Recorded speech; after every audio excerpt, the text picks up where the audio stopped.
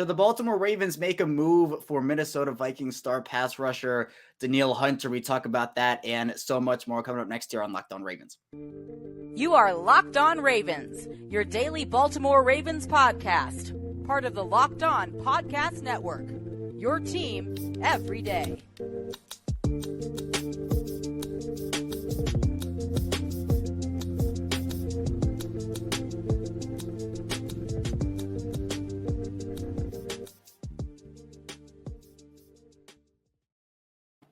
Welcome into another episode of Locked On Ravens, your daily Baltimore Ravens podcast. I'm your host, Kevin Ostreicher of Ravens Wire. We are here on the Locked On Podcast Network, your team every day. Thank you so much for being here with us on this Purple Friday, making us your first listen every day. We're free and available anywhere you get your podcasts, including in video form on YouTube. You can subscribe for free, both audio form and video form. And today's episode of Locked On Ravens is brought to you by Bird Dogs. Go to birddogs.com/LockedOnNFL, and when you enter promo code LockedOnNFL, they'll throw in a free custom Bird Dogs Yeti-style tumbler with every order. We're back here. It is Purple Friday. That means Qadry Ismail, former Baltimore Ravens wide receiver, Super Bowl champion here. His first run-in with the new graphics, with the little checklist on the right side on YouTube. So if you want to see that new graphic package, head on over to YouTube. But if you listen in audio form, thank you for listening as well. Q, we have a lot to talk about. Again, the lull period of the offseason is never the lull period because there's still so much that goes on from a team building perspective. Obviously, OTAs still in full swing. We have Patrick Queen getting disrespected by Madden, getting trucked over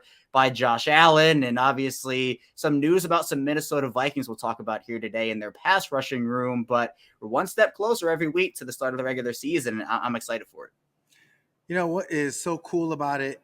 When you look at this offseason, all the different ebbs and flows of it, and really kind of a lot of noise, a lot more noise for the Baltimore Ravens than normal.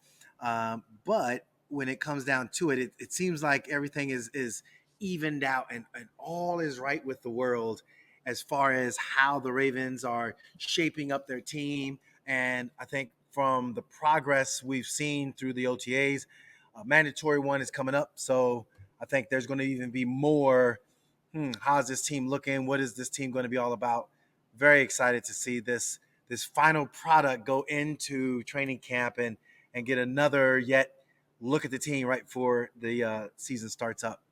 Yeah, and I think all that talk, especially earlier on in the offseason, in fact, it was Lamar Jackson. We talked about him every day for what seemed like forever. And now it's starting to feel almost to me like a normal offseason again. Yeah. Where now we're starting to, again, you have the quarterback locked in, Lamar Jackson, 5-year deal, great for Lamar, great for the organization.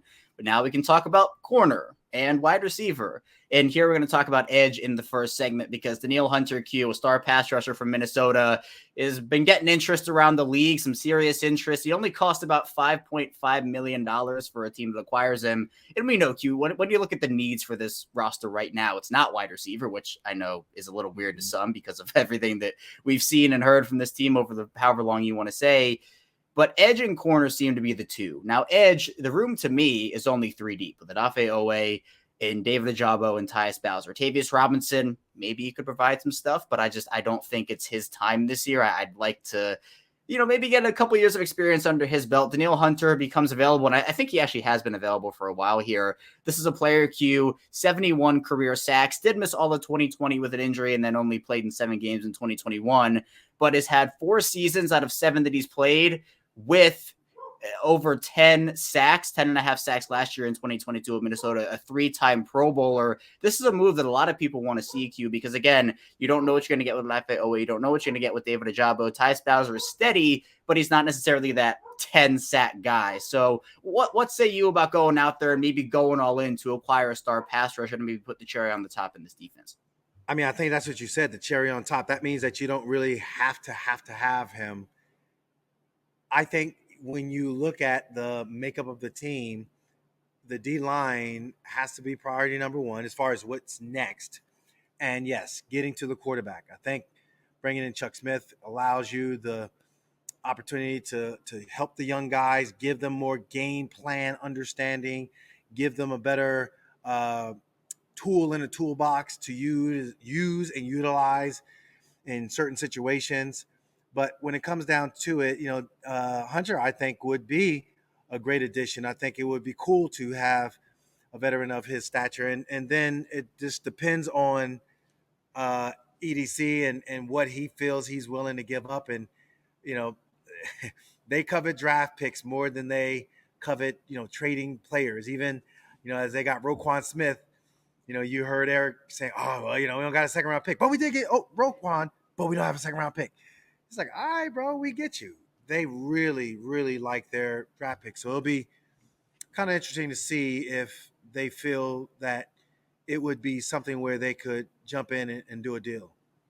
Yeah, and I know that for the Ravens, they have a couple of compensatory picks coming to them by way of Ben Powers and Josh Oliver. I can't remember. I think actually the Josh Oliver pick got negated by Nelson Aguilar signing, but the Ben Powers one I think is still in line to convey over. So maybe Eric DeCosta sees that and feels comfortable giving up a fourth if he knows he's already getting one in for a guy like Danielle Hunter. And usually, those star guys that get traded either in the offseason or midseason, usually, not always, but usually for veterans, they're on their second or third contracts, and that cap hit is like $20 million or $25 million. This is $5.5 million for essentially one of the better pass rushers in this league. So again, you have the young players. I think Chuck Smith is going to do wonders for Odafe Owe and David Ajabo, but to have that extra insurance where what if Odafe Owe goes down? Or what if David Ajabo goes down? You get thinner and thinner. We've talked about Justin Houston. We've talked about Yannick Ngakoue, Jadeveon Clowney. But I think Hunter is, people talk about DeAndre Hopkins in that move. It'd be really cool if it happened. I don't really think it will. But I think this Danielle Hunter move makes sense both from a needs-based perspective and just from putting, again, the cherry on top to this defense. So would you give up a third rounder, Q, a fourth rounder, a fifth rounder? What's kind of your stopping point for the capital you'd give up to get a star pass rusher like this? I would look at a fourth rounder. Kind of that's my ceiling. Maybe a third, but yeah, I guess I'd have to look at more of Hunter's tape and see, and then also check to see from a health aspect of things. There's a reason why he's being put out there. And so I want to make sure that I'm not the one, what am I holding? Am I holding all the treasure or I'm holding all the trash? And so that's something where I guess I have to do a little bit more due diligence with, what does he bring to the table? What does he have left? Clearly he's been productive. Clearly he's put out. But the flip side of it also is clearly he's been injured. And so, as much as we want to, roll the dice, $5 million. You're right. It's not a big cap figure and not really going to, eat up a lot. But it has to be right. And I think, that's where, for Danielle Hunter, I would look at him in that lane compared to some of the other names you named, even in Ngakoue. I don't even know if, we would, want to kind of restart that marriage. Different circumstances, maybe different coaches or something.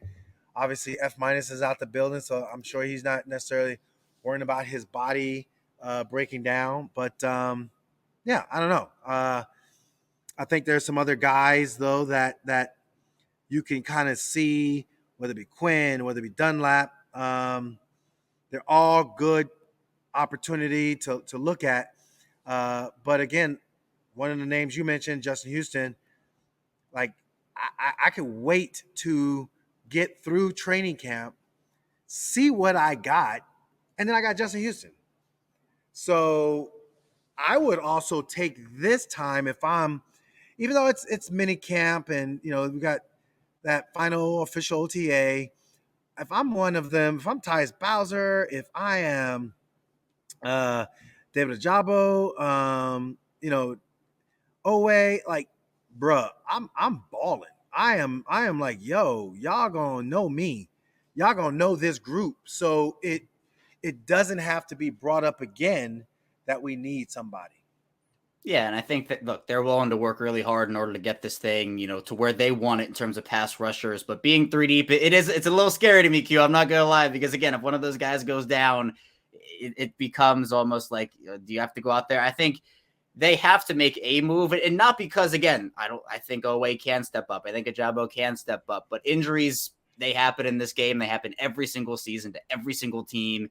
And if it plagues the outside linebacker room, and you don't have a guy like either Hunter or Houston or Ngakoue. Ngakoue is super interesting because you said maybe it's just he was not a fit for Don Martindale's defense. It just his role was not what he needed it to be. I think Mike McDonald can utilize him better. I don't know if it's a pairing that either side would want, but we'll see there. If it's not Hunter, the most realistic option to me is Justin Houston. I mean, a third year in a row, knows the defense. Obviously, the younger guys on that roster look up to him. He loves Baltimore. I think that would be the move if it's not Danielle Hunter, but I'm all in on the Danielle Hunter trade if it happens. A fourth rounder seems great to me. I'd even go, fourth and a sixth if they wanted, maybe even fourth and a fifth. I know that's getting a little crazy, but I think this could be the move to put that defense over the top. I know everybody talks about corner. There is still a need there. We heard from John Harbaugh saying that, not necessarily going to be a nickel all the way through. So his role is going to be interesting for sure. But coming up in the second part of the show, we'll be diving into another Minnesota Vikings star or soon to be former one, and Dalvin Cook, talking about if the Ravens should look into acquiring a running back. So be sure to stay tuned. A lot to get to on the show. But first, this episode is brought to you by Bird Dogs, and Bird Dogs make you look good. And I know that because I have a couple of pairs of Bird Dogs, and Bird Dog stretch khaki shorts are designed to fit slimmer through the thigh and leg, giving you a truly sculpted look. The Bird Dog shorts do the exact same thing as Lululemon, but fit way better, and fit super important to me. Again, I want to be able to look good in the shorts I wear, but also I want to have them fit really comfortably, and they fit way better than regular shorts that are made of that stiff, restricting cotton. And Bird Dogs fixed that issue by inventing cloud knit fabric that looks just like khaki, but stretches so you get a way slimmer fit without having to sacrifice movement. And I was nicknamed Khaki Kev back in the day, so Bird Dogs getting me with the khakis. I appreciate Bird Dogs for doing that. But Bird Dogs uses anti-stink, sweat-wicking fabric that keeps you cool and dry all day long. So go to birdddogs.com/LockedOnNFL. Enter promo code LockedOnNFL for a free Yeti-style tumbler with your order. And you want to get in on that because that Yeti tumbler is looking very sleek and very cool. That's birdddogs.com/LockedOnNFL for a free Yeti-style tumbler. You won't want to take your Bird Dogs off. We promise you. We're back here, our second segment of Locked On Ravens. Kevin Oestreicher still here with Qadry Ismail and Q. When people hear Dalvin Cook in the Ravens in the same sentence, especially Ravens fans, it gets a little testy because I do not think a lot of people want Dalvin Cook in Baltimore because, they have J.K. Dobbins, they have Gus Edwards. It's, how are you going to feed a backfield of Cook and Dobbins and Edwards? Now, look, the trio of those three would be one of the best trios, if not the best trio in the entire NFL. But again, do you want to put assets or money into going out there and getting a running back when we just talked about how edge is a need and how corner is a need? I think Dalvin Cook can make an impact for the offense, but Q, is it worth it to go get a running back when you still have these other defensive needs right now? Well, he's a top flight running back. Devontae Freeman was not a top flight running back when we got him. Yes, he was. We had Le'Veon Bell, and he was not a top flight running back when we got him. Those were emergency situations. And I just think when you see Dalvin, you see a guy who very productive, but they just don't want to pay him. So it comes down to, do you want to pay a guy in Dalvin Cook, or do you want to pay a guy who, ironically enough, I guess is his workout partner in the offseason, and the guy that you have right in your own backyard, J.K. Dobbins? So I think there's a little fine line there. You want to keep team chemistry. People will say, well, it doesn't really matter. You need to just go ahead and compete and don't worry about who comes in. But you also know running back situation is a little bit different than other situations in other positions, rather, because you only it's so fickle and so weird with such the fine line of playing running back and how many carries you get or how many carries you don't get. If you get an opportunity to get a hot hand. So I like the chemistry that they have now. Sure, do your due diligence, see what it is with Dalvin, but that's as far as I would see it going. And let the team be the team. Maybe there's a street free agent, undrafted rookie free agent that, camp will just be a good camp body that might be able to learn the system. And if something happens, you can easily bring him back and put him into the fold. Yeah, and exactly. I mean, I think Keaton Mitchell is that guy, that exact guy you described. ECU undrafted running back who the Ravens ended up signing. And he's someone who's a speedster, a very different profile than Dalvin Cook. Admittedly, Cook's kind of that big bruising guy, but Cook also has an injury history. And it's interesting because you mentioned like the different situations between positions, Q, and I agree with you where we've been talking about DeAndre Hopkins for weeks where it's, well, are there going to be too many mouths to feed? How is it going to impact Rashad Bateman and Zay Flowers if DeAndre Hopkins comes in? Is that going to mess with them at all? They're going to say, well, where are my targets? They're all going to DeAndre Hopkins, and that's messing with this and that. Would you foresee a similar circumstance with maybe J.K. Dobbins, who I know has expressed unhappiness with his workload in the past? Again, one game for him with over 15 carries his entire career, and a player that's in a contract year. I mean, what would kind of your mindset be if you were J.K. Dobbins or maybe even Gus Edwards in this situation and you see Dalvin Cook get brought in here? Oh, I would be, I I know nowadays players they vocally express themselves social media wise. I don't necessarily think that that's smart, but that's their prerogative. I think I would seriously have a strong conversation with the guys upstairs, EDC and company, like, yo, like, what are we doing here? I'm your guy. You guys covet draft picks and the whole 9 yards. We are homegrown and we're ready to bust out. All you gotta do is show us some love that you really like us, and there's opportunity for us to grow. I think opportunity for us to grow by giving me some reachable incentives, it calms me. But bringing in another guy thinking that, well, we need to keep the room competitive, I'd literally be like, that's horse manure. We ain't having that. That's how I would be feeling about it. And I feel like also the whole thing with Dobbins now is I think he is ready to take a next step here. And with the other needs that the Ravens have, look, if Dalvin Cook signed for 1 year, $3 million, $4 million, like you could make a case for that and say, look, this guy is too good to not sign to that deal. Again, I don't know how Dobbins or Edwards would take it, but if it's about winning for a lot of those guys, I don't think I don't think that is, any different for J.K. Dobbins and Gus Edwards. I think they're also on that train. But again, these guys want to play. J.K. Dobbins wants to play. He loves football. He loves playing the game, and he is so competitive. So to me, I think that Dobbins should be the number one guy on this team in terms of running back, and Edwards should be number two.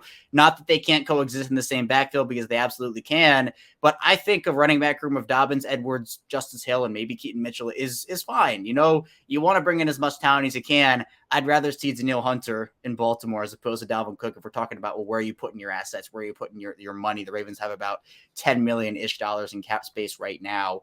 So to me, I mean, I agree with you, Q. I think, sure, the Ravens can go do their due diligence, see what's up with him, but I wouldn't personally see it going any further than that, because I think Baltimore does believe in J.K. Dobbins and does believe in Gus Edwards, and they like Justice Hill maybe as a third down guy and also on special teams, and then Keaton Mitchell as a fourth option. I like that a lot. But then when it comes to the guys actually on the roster, Q, kind of we were talking about, where do you kind of see the roles for these guys shaping up this year? We know the offense is going to be different. They're going to be throwing the ball a little more this year. And we touched on this last week, but do you feel like this should be the J.K. Dobbins backfield with Gus Edwards as the 1B option or number 2 option, as opposed to kind of the committee we've seen over recent seasons? Yeah, and I think it's cool that you got a coach, who at Georgia, obviously he was using his tight ends, and that was the talent that he had. You've seen them pass the ball a lot in the pros and all that. But I think there's something to be said about running the football. I think there's something to be said about being physical at the point of attack. Your offensive line is a really strong offensive line.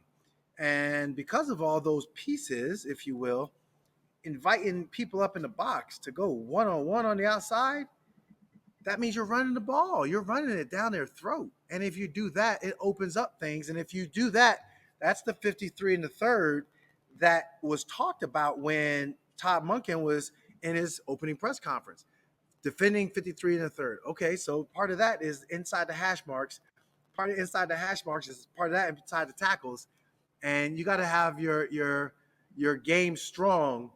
And a strong game is having a strong running game. Strong running game leads to a whole lot of goodness, and the main goodness is not having Lamar Jackson have to take any wear and tear. Could you imagine Lamar Jackson in the fourth quarter with fresh legs?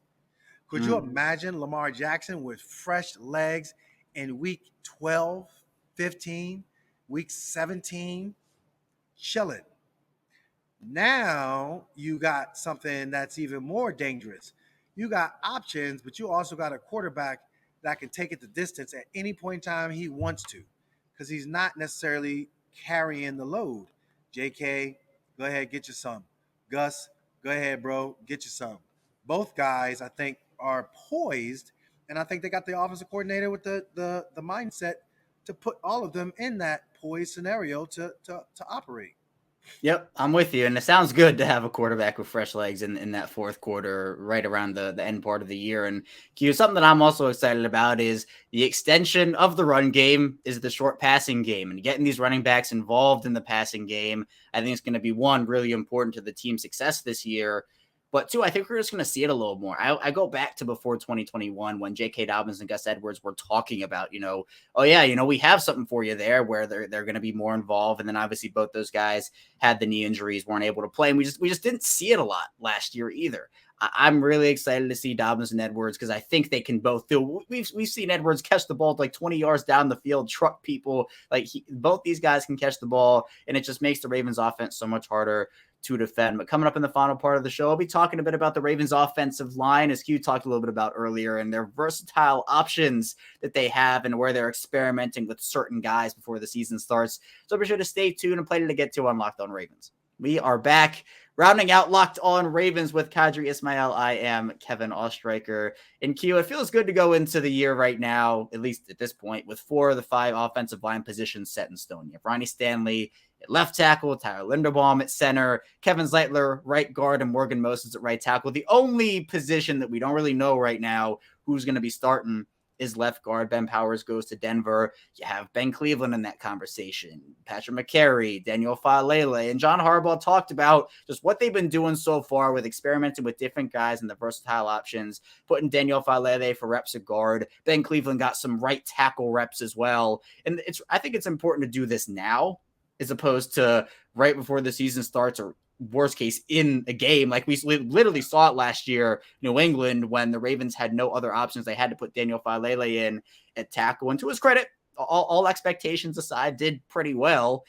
But you don't want to be in that situation. So are you content, Q, with how the offensive line room looks right now for the Ravens, especially depth-wise when you talk about the second and third stringers? I am content. I love it. I love the fact that you got your mainstay, your anchor, Ronnie Stanley. There's no talk about him whatsoever. It's all positive.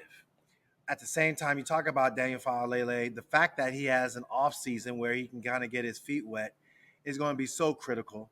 The bigger picture to me is the communication and learning the nomenclature of how you want to run your offense and your protections. If you're sitting there and you're Todd Monken and if the offensive line gels and gets it and understands it, and they get through training camp, on point and on top, doing their thing, the way in which they're going to decide on what is their main blocking scheme, man on man, is it zone, is it inside zone, is it the stretch, what is it going to be, how versatile is it going to be, what are some of the carryovers that we've seen from what they talked about with Greg Roman's run offense, because it was, yes, so good. But those blocking schemes, those protections that he's going to put into play, that's a lot of communication that needs to happen. I think it's a good thing that everyone, all hands are on deck, if you will. Yeah, and I think Patrick McCary is like the poster child for like the versatile option. He can play all 5 positions at a very high level. But the Ravens love, and honestly, the NFL, it's not just a Ravens thing. The NFL loves offensive linemen that can play multiple positions, and where you don't have to necessarily shuffle your offensive line. I remember Q going back to the 2021 offseason when Bradley Bozeman missed some time and Kevin Zeitler missed some time and Ronnie Stanley was still, missing some time, and they brought in Alejandro Villanueva and then they had to flip him over. they barely had any time to practice with a full offensive line group, like all 5 guys. And, with the Ravens this year, you don't know who's going to start at left guard. They're going to probably start with a guy, maybe it's Ben Cleveland. They're going to start with a guy on the first team, then maybe rotate guys in and out. But that year, it was just different offensive line combinations every single day, every single week. And I think it set them back a little bit. Right? It's so important now for these guys to get chemistry, especially in a new offense. And the options you now have behind those starting 5, I'm just going to put Ben Cleveland in there for now because that's just what I'll do. You have Patrick McCary, Daniel Falele, John Simpson, and all these players. I think the second stringers, you have options there. Obviously, Andrew Voorhees not going to be available till probably next year. You have Salah going in there as well. He got some time. I think the Ravens have offensive line depth right now. Even talking about, Sam Mustipher coming over from Chicago, who admittedly a lot of Chicago fans are saying good luck with that guy. It's eerily similar to what happened with Alejandro Villanueva when he came. Pittsburgh fans were like, yes, Alejandro Villanueva was in Baltimore. And I think now we know why they said that. But again, that's a backup option. Tyler Linderbaum is there. I think their offensive line depth is fine. It's not the best in the league, their offensive line depth behind their top 5 guys, but I think it's good enough where if you have to have a guy fill in for a couple of weeks or someone goes down, you feel good enough plugging in a Patrick McCary, plugging in a Daniel Falele in year 2 and kind of going from there. One thing I will say, when you look at Daniel Falele, the fact that he got put into the fire and held up so incredibly well, whereas Ben Cleveland, we keep on we first started off as, he's going to be the next Marshall Yonder. Then it was like, is he in shape? Can he pass the run test? Boy, we don't know. Is he even going to be active? So, yeah, I get it that we're like, Ben Cleveland, but I like Daniel Falele. The fact that he's in there, he already has some real game experience. There's nothing like real game experience giving him a chance to explore his limits. And then you can go into the offseason and work on that. Oh man, I kind of got a little bit too far forward on my feet, and the DN kind of got around me and swam me or pulled me to him and bull rushed me because I didn't have my feet set the right way. I can see that, but at least he was out there. So you're right. McCary, again, strong game time experience. I love all that. I don't know. Ben Cleveland just okay. Is he a backup to the backup to the backup? I think that might be the case in which we're looking at him and kind of go from there. I have preached this for the last year-ish or so. I think Patrick McCary might be the best out of all of them, but I want him to be the super 6th offensive lineman. I just feel like that is his role. For Daniel Falele, look, he's a big hulking guy, and if the foot speed is there, he apparently has been working at the facility all offseason, getting his body right. He's, put on some muscle, lost some weight a little bit, got more in shape. And look, if we see a really strong preseason performance by him, I think we're going to see him both at tackle and at guard during the preseason. Yeah, I would not be mad to see him in there at week 1. I think it's going to be a battle that comes down to ultimately Cleveland and Falele. But I think you're right, Q, where people are kind of looking at Falele as, he'll be the replacement for Morgan Moses whenever he's gone. But, in today's NFL, Q, it's about where can you play and where can you help the team now? Falele is the best option. You put him in there at guard and you don't look back. That's the guy you make your starting left guard. And then you feel very comfortable having a hulking offensive lineman right next to Ronnie Stanley. And if he can move his feet, get out into space really well and just, impose his will in the run game and also pass protect, that's the guy you put there. But I do have a question for you about Tyler Linderbaum, Q, because obviously came onto the scene in 2022. It impressed everybody. I mean, was really, really good. What are you expecting growth-wise from him this year? Because I think a lot of people are expecting a huge leap. I think the sky's the limit for him. I just really think the world of the young man because center is so hard of a position to begin with, so much responsibility, and he didn't flinch the entire year. I think there was the one game I might be mistaken on this one where it was Cleveland, and he had issue. With their D-line. A little bit there. No, I apologize. It was Cincinnati. Cincinnati's D-line they did some funky things as far as their scheme wise, and it really kind of frustrated him a little bit.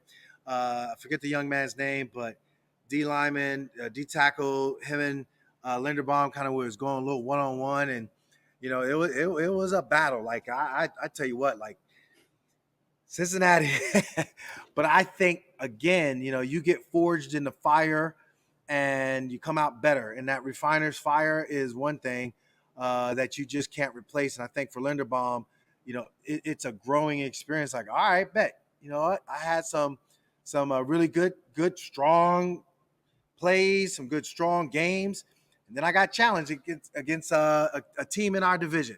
Well, it ain't gonna happen again. So I think that's a good sign that we got Tyler Linderbaum holding it down. Mission accomplished for Eric DeCosta and company, because you're not worrying about whether or not a ball is going to be snapped over, your quarterback's head, or your quarterback's not going to be able to feel comfortable as far as pass protection. I think all that is settled because of Tyler Linderbaum.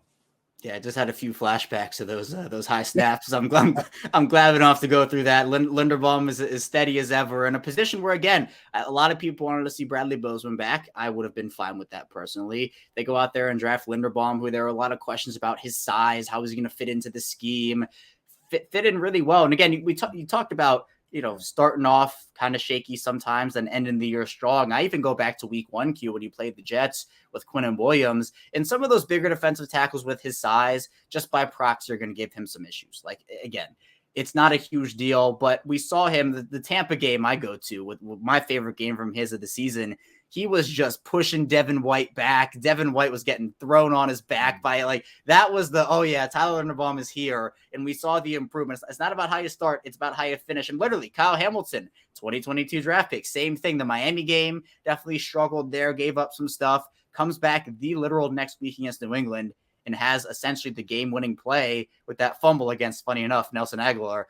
But it's just, I'm excited for year 2 for both those guys, for Linderbaum and Hamilton. But the offensive line, it all starts up front on both sides, offensive line and defensive line. And I think Baltimore's in a pretty solid position both ways there for the 2023 season. But Q, I appreciate you. That's all I have for you today on the show. And again, low period of the offseason doesn't really mean it. Still very busy. And maybe next week we'll see one of these Minnesota Vikings, Danielle Hunter, Dalvin Cook in a Ravens uniform, or maybe we'll just have a little more to talk about in terms of OTAs. Yeah, I tell you what, I mean, again, let's not get caught up in the offseason hype. We know what happened with Cleveland. They win the Super Bowl of the offseason every year. This is probably the first year that they were dethroned, unfortunately, by us, because I think we really did have a great offseason. We ain't trying to get caught up in all that. We like the real regular season and the real hardware. The Tiffany has got to have, we got 2 of them. We just need another, like a triumvirate. That's what we need. We ain't talking about no offseason. Don't crown us anything. But I like the direction that the team is headed into going into training camp. Yep, no paper champs. Look, it looks good on paper, don't get me wrong, but you don't want to be the paper champs. You want to be the real champs. So getting that actual hardware, I agree with you, Q. Very, very important. That's all I have for you here today on Locked On Ravens. Thank you so much for tuning in today. We're going to take a 2-day break. Coming back here on Monday, we'll be diving into more Ravens content. So be sure to stay tuned for that. I'll see you right back here on Monday on Locked On Ravens.